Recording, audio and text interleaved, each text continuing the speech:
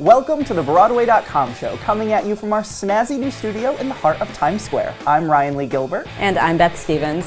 Today we have a lot to talk about, including newly minted Broadway.com Audience Choice Award winners, a brand new musical stomping its way to Broadway, and news about a certain belting diva returning to the stage that we can't hold back anymore.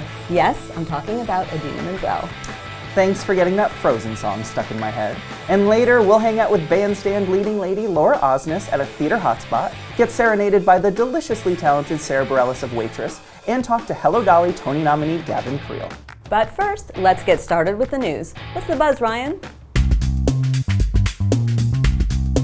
The big news of the week is, of course, the winners of the Broadway.com Audience Choice Awards, which were chosen by all of you. Dear Evan Hansen is the big winner with 8 awards, including Favorite New Musical, Favorite Leading Actor for Ben Platt, Favorite Featured Actress for Laura Dreyfus, Favorite Breakthrough for Mike Feist, Favorite Funny Performance for Will Rowland, and Favorite New Song for Waving Through a Window. Other BACA winners include The Play That Goes Wrong for New Play, and Falsettos and The Glass Menagerie in the Revival categories, with trophies also going to Bette Midler, Mark Ruffalo, Sally Field, and Andrew Rannells. Head to Broadway.com to see a full list of all the winners who will be presented with their awards at a private reception on May 25th. There's a beast of a show headed to Broadway. King Kong will attack the Great White Way in the fall of 2018. The long gestating musical adaptation of the ape-tastic movie classic, King Kong is a towering take on the tale of Beauty and the Beast against the backdrop of 1930s NYC. Set to play the Broadway Theater after Miss Saigon's limited engagement comes to an end, the new musical is written by Jack Thorne, who penned the Broadway-bound London hit Harry Potter and the Cursed Child, and features a score composed by Marius DeVries, with songs by Eddie Perfect and direction and choreography by Drew McGonney. Pioneering creature designer Sonny Tilders developed Kong for the show, bringing together the worlds of animatronics and puppetry. Side note to the Tony Awards, we may need a new category called creature design. Did you really call King Kong ape-tastic? How would you describe it? Ape-tastic works.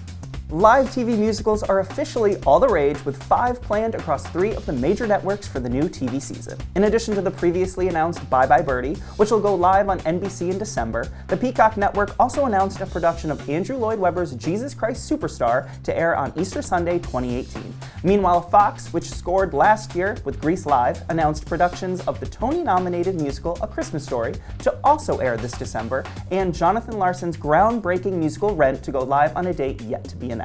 Plus, ABC is joining the club on October 3rd with The Wonderful World of Disney The Little Mermaid Live, which will take viewers inside the classic animated film while intertwining live performances of the movie's hit songs. You know what we do during live musicals? Sing along. Live tweet. We better start limbering up our tweeting muscles. Tony winner Idina Menzel is returning to the New York stage, but the Wicked and Frozen Beltress won't be singing this time. Menzel is starring in the world premiere of a new play by Bad Jews and Significant Other playwright Joshua Harmon. The piece, called Skin Tight, centers on Jody, played by Menzel of course, a divorcee with a 20-year-old gay son who discovers that her famous father is living with Trey, a 20-year-old porn star. Maybe leave the kids at home for this one. Skin Tight will begin performances on May 21st, 2018 and open on June 21st. You have a lot of time to plan ahead.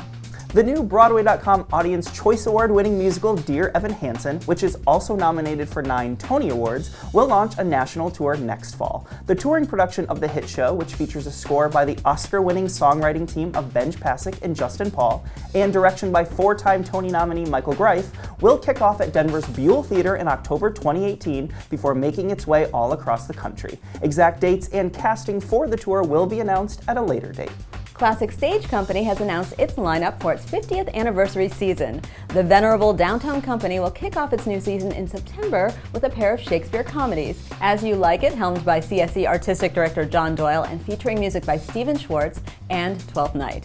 Then in 2018, the company will present Fire and Air, a new play by Terrence McNally that looks at the history of the Ballet Russe, and Tennessee Williams' Summer and Smoke. And here's more exciting news from the Off-Broadway company. Next June, there will be a new revival of Carmen Jones. Doyle is directing the show's first major revival since it debuted on Broadway in 1943.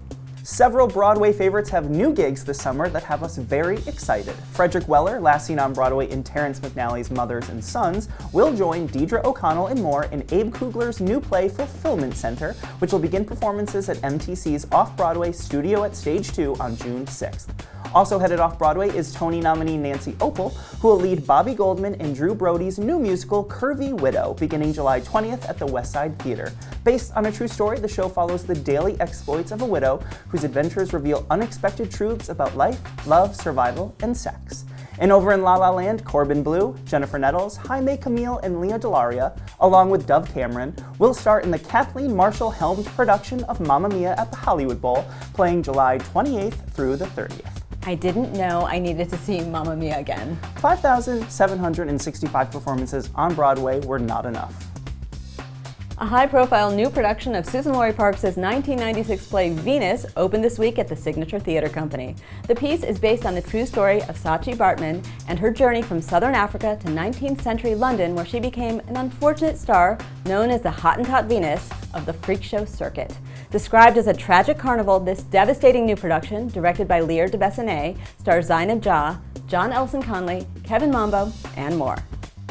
After the break, we'll chat with 2017 Tony nominee Sam Gold about directing A Doll's House Part 2, and later, Hello Dolly's Gavin Creel takes a break from award season madness to chat with Paul Wontorek. Broadway is waking up to some big news.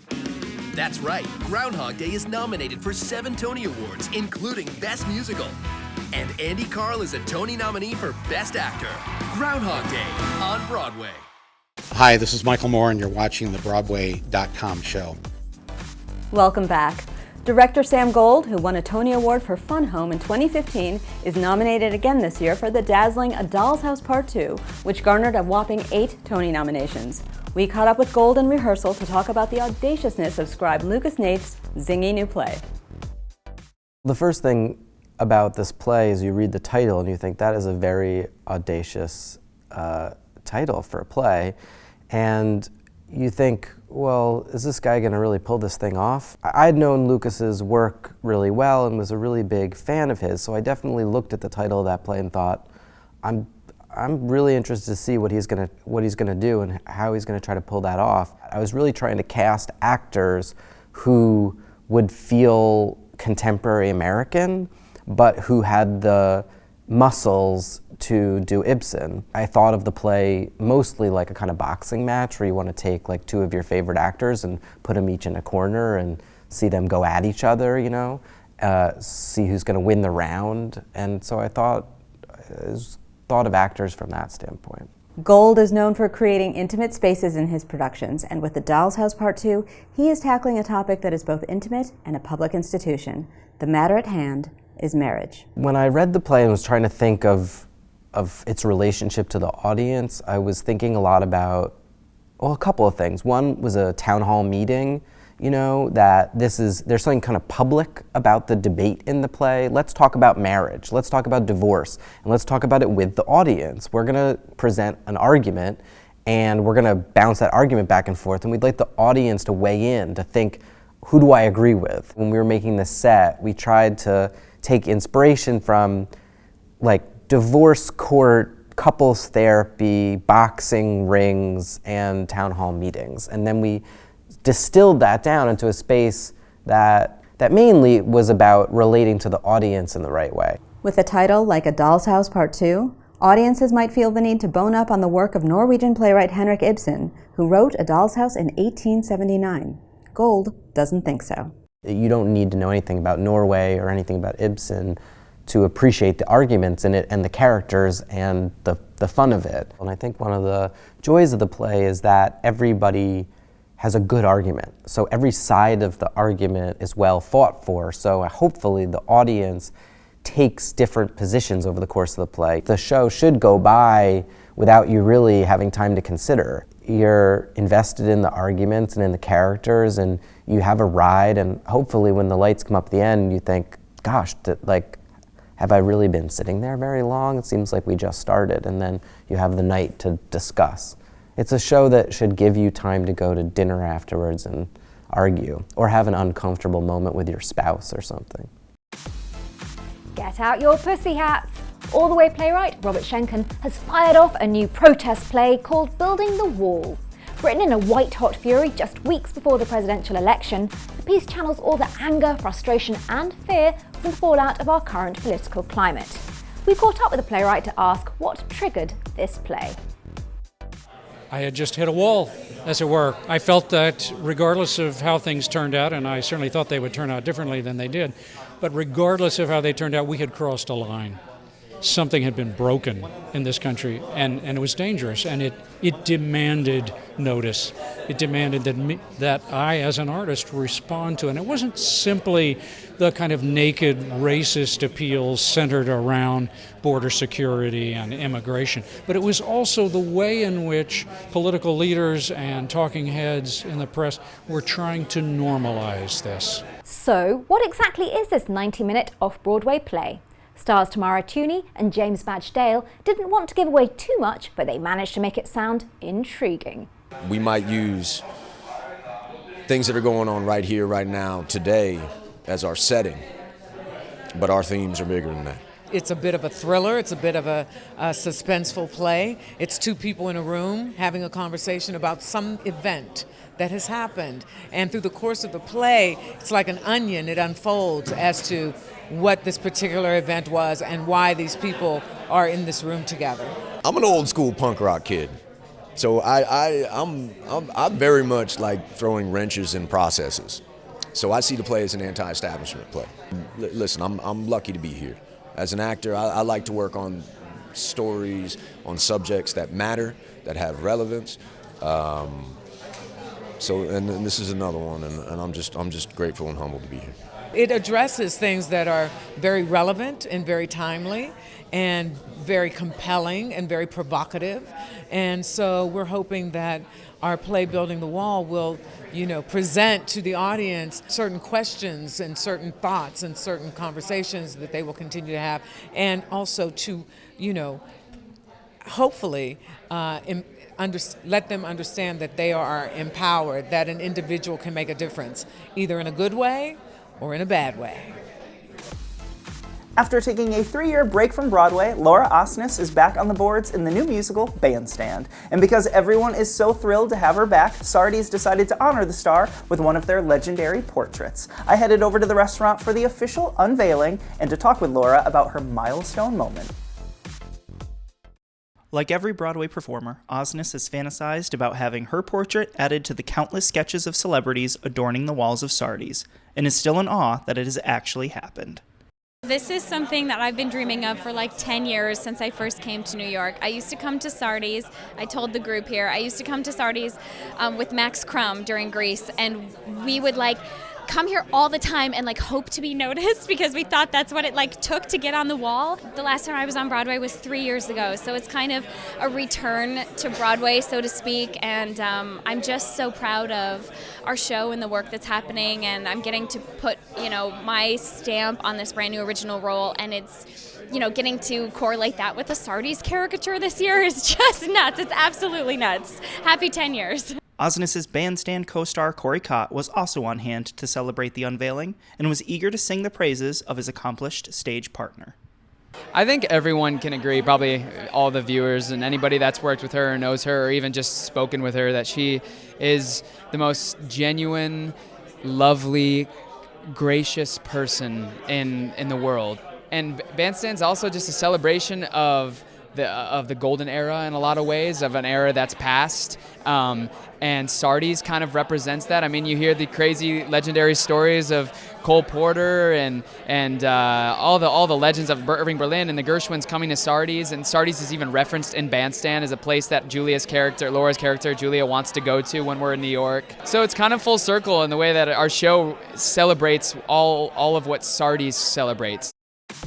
Sara Bareilles is a Tony-nominated and Grammy-nominated musical powerhouse.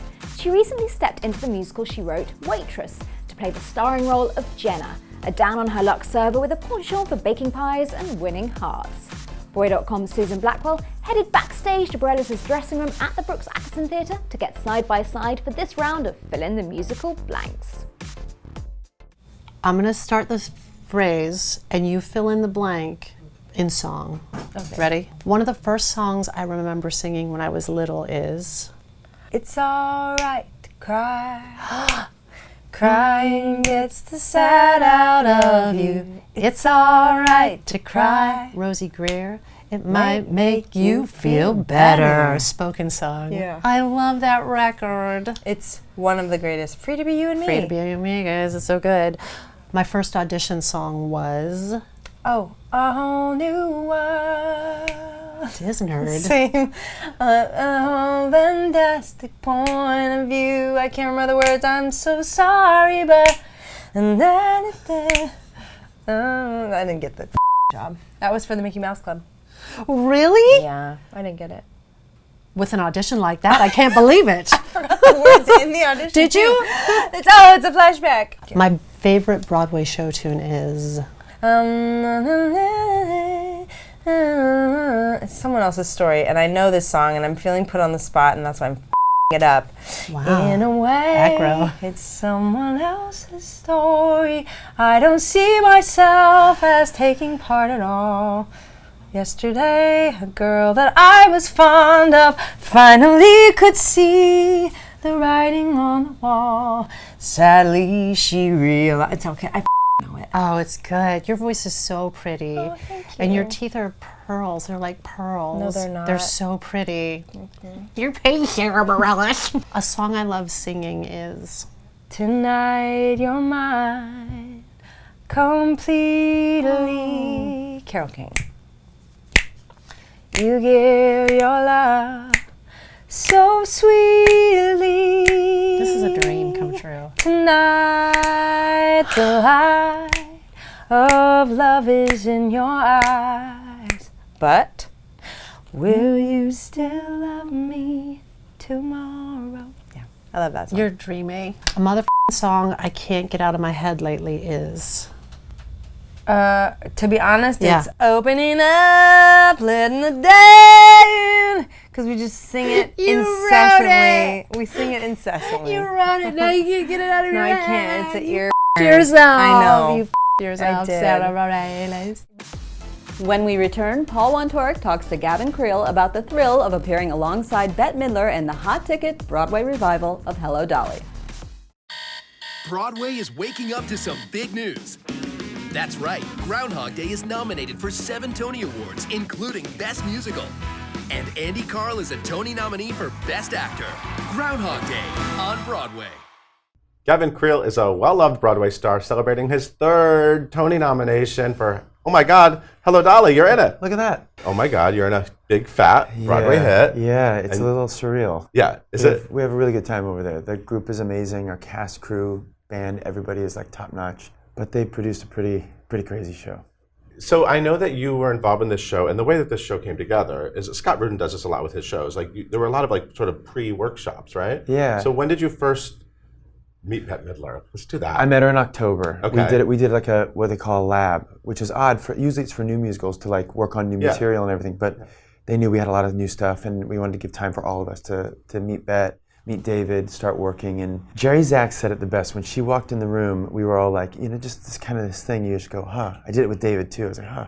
And after she left, she went home, and we were still rehearsing. He said, when you hear her voice, it's like an old friend who just walked into the room. Wow. And it's true, because we all know her voice so well, Right. and it was pretty incredible. Tell me about your personal Bette Midler fandom. Like when did that, what's the first thing you remember? I mean, I've seen Big Business and Outrageous Fortune and Ruthless People and... Oh my God, Outrageous Fortune. Oh, unbelievable. Oh my God, Shelley Long and Bette Midler, Yeah, amazing. yeah. But the one for me is it's Beaches, Beaches, Beaches. Like I could recite... Beaches. Yeah, yeah. All 3. Yeah, I've seen it that many times, 300 times. I could recite it from beginning to end. I know the score. Did you tell her you're obsessed with Beaches? She's probably used to hearing that. Yeah, I think so. That's kind of obvious. I think so.